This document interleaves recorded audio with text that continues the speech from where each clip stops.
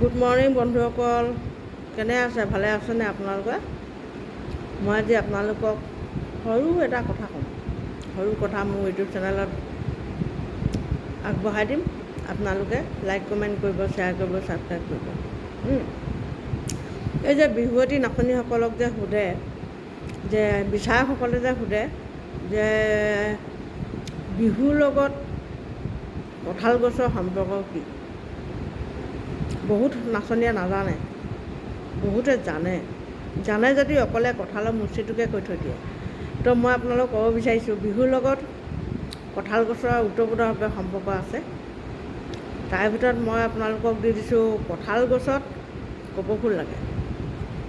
সেই কঁঠাল গছত লগা কপৌ ফুল পাহি নাচনীজনীয়ে গোটেই খোপাটোতে মেৰিয়াব পাৰে, মানে দীঘলকৈ লাগে। 2 নম্বৰ হৈছে কঁঠালৰ মুচিটো আপোনাৰ গৰু বিহুৰ দিনা খাই আমাৰ 100 এবিধ শাক, সকলোৱে জানে কঁঠালৰ মুচি। আৰু 3 নম্বৰটো হৈছে কঁঠালৰ ফুলেৰে আমাৰ অতি মৰমৰ ঢোলটি সাজে। কঁঠালৰ ফুলে ঢোলটি সাজিলোঁ, ভলুকা লাঠিৰে বালোঁ, বুঢ়ী গৰু চালুৱে বোৱতী টানিলোঁ, চেঁউৰী গৰু চালুৱে বোৱতী টানিলোঁ, বুঢ়ী গৰু চালেৰে চালোঁ, তাৰপৰা কঁঠালৰ ফুলে ঢোলটি সাজিলোঁ, ভলুকা লাঠিৰে বালোঁ। তেনেকুৱা এটা যোজনা আছে। মই ইমান অভিজ্ঞ নহয় বাৰু, হ'লেও আপোনালোকক অকণমান আগবঢ়ালোঁ। তো আৰু এটা প্ৰশ্ন আপোনালোকক মই আগবঢ়াই দিছোঁ, উত্তৰটো ক'বলৈ সক্ষম হৈছোঁ বা জনাইছোঁ আপোনালোকক যে চাব। আপোনালোকে এই বিহুৰ লগত নাচনীসকলক যে সোধে 5 বিধ তিতা শাকৰ নাম। বহুত নাচনীসকলে কয় যে 5 বিধ শাক নকৈ তিতা কেৰেলা, তিতা ভেকুৰী এইবিলাক কয়, পাচলিৰ ভিতৰত কয়।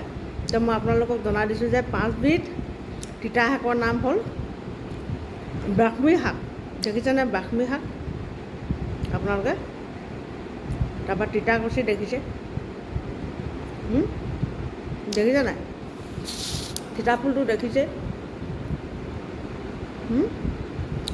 তিতা ফুল দেখিছে, তিতাকচি দেখিছে, ব্ৰাহ্মী শাক দেখিছে, আৰু আছে শাক, তিতা শাক, তিতা ফুল, তিতা কেৰেলাটো নহ'ব, তিতাকচি হ'ব, ব্ৰাহ্মী হ'ব, দোলবনটো পৰে তিতাত, দোলবন শাক।